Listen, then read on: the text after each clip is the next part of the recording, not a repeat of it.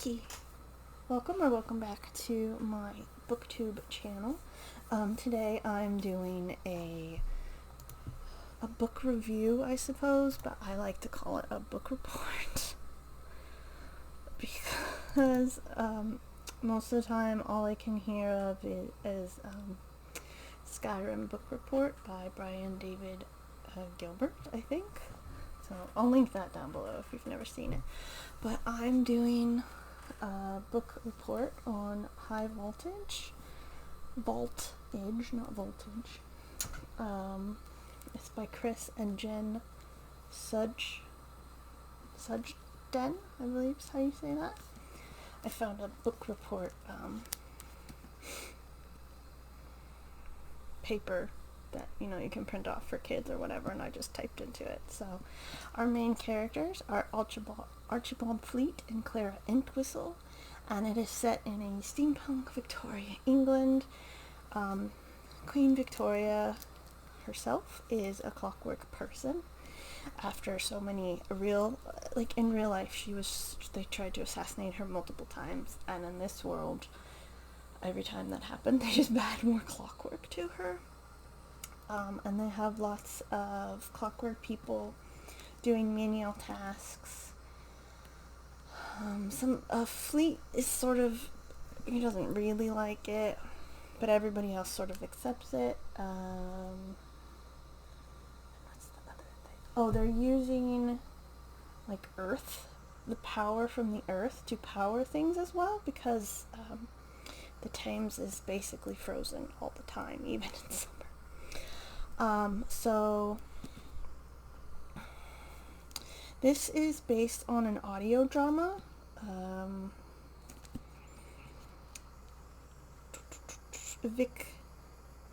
Victoria City. And that's where these two characters first meet, and it includes a lot of their background, and they are in even greater London. So Fleet, I believe, during the audio drama, was a police officer, but he had an accident and he is now not. And Clara is from an upper class family, and she's come to London to become a journalist. And I have not listened to that audio drama, but I think I will. I didn't know anything, and I was able to jump right in because they do give you a lot of backstory, and it even includes it doesn't include details of the case that they first met, but it does give a little this is how we met type of thing. So as of right now, Clara and Fleet are private detectives. They're just starting out. They have a little office above a coffee shop type of place. It is brought up in the book that Fleet has died, and so he died, and all his information now says he's dead, so that's why he can't be a part of police anymore. And there are some bank robberies occurring. Fleet really wants to be back on the force. He's really good at his job, apparently. So he's really into these bank robberies, but they're no, we don't talk to police, private detectives. So they are asked to look into someone who has been kidnapped, which is at the start of the book. And I think it had even been a couple weeks before the lady comes to see them.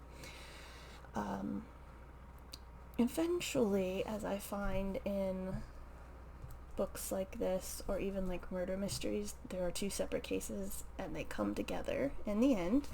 And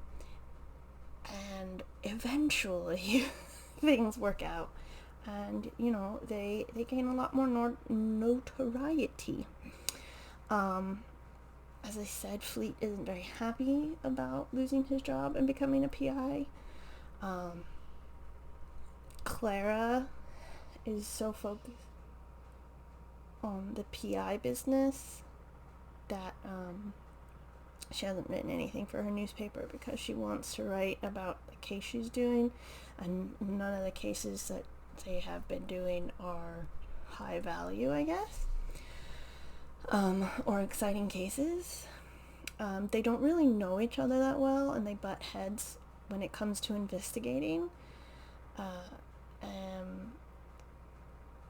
Because Clara, every time Fleet will say something, she'll write it down, like, oh, now I know this about him, so that's kind of funny. And they have a bad sting, a bad stakeout kind of thing, and their reputation does take quite a hit. They get, like, mobbed in the street, like, that kind of thing. And right around there, they get into a really heated argument and say things that they shouldn't, and they sort of dissolve the partnership. But of course, they come back together because they are better together. And there's like a really great scene of not like a World's Fair, but just like a fair type thing happening, and Clara gets into like a hot air balloon with somebody. It's kind of funny, and Fleet is like trying to pull a con on these other two guys, and it was a really nice scene. The world is really expanded upon in all these little bits and pieces, and I really liked there's a scene, because it's steampunk, but it's also industrial age. There's a lot of ironworks, building. There's even like an ironworks area, and they sort of they are cornered and also corner the bad guy, and it's a really cool scene, and you're like, oh god. But yeah. And then there's another little thing that's throughout the book that gets wrapped up in the end as well, and I thought that was pretty funny. There are some politics involved between everything, because they follow Isambard Kingdom Brunel, who was in real life the like grand architect of a lot of London things, and that has become almost like a religion. And they're like, the Brunelians, as they're called, are like, they pop up in places, knock buildings down, and then build new buildings, and everybody's like, oh my god, stop. So there's like, and a lot of politics involved. Even like Queen Victoria's spy master, essentially, he's there in the background, always like, hi, and the Fleet and Clara are like, oh god. So the whole truth of what they find out, I don't think comes out, because of politics and just the way the world is, but enough is said that their PI business picks up in the end. And like I will give the drama a listen to. I think it's only like one season, just 6 episodes maybe. I can't remember now. I like that Queen Victoria is basically, like I said, a clockwork person.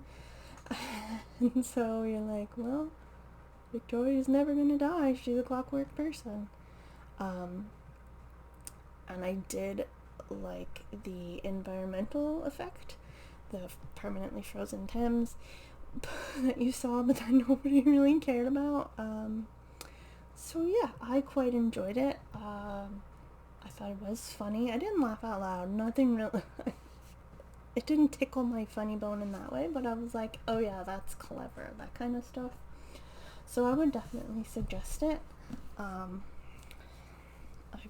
would say that you're not gonna have a good time, unless you don't like steampunk. I know some people don't like steampunk, but yeah, it's a steampunk, not murder mystery. Well, kind of a murder mystery. There's mystery in steampunk, and it's fantasy. So yeah, I would definitely give this a thumbs up, and check it out. I thought it was really good, and I like this edition. I think this is the Goldsboro edition.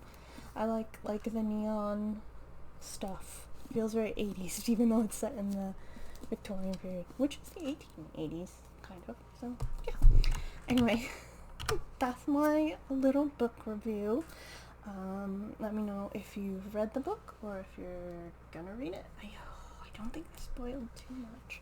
Reviews or reports are always like really hard to do because you don't want to spoil anything. But yeah, thank you very much for watching. I hope you're having a great day, and I'll see you in the next video. Goodbye.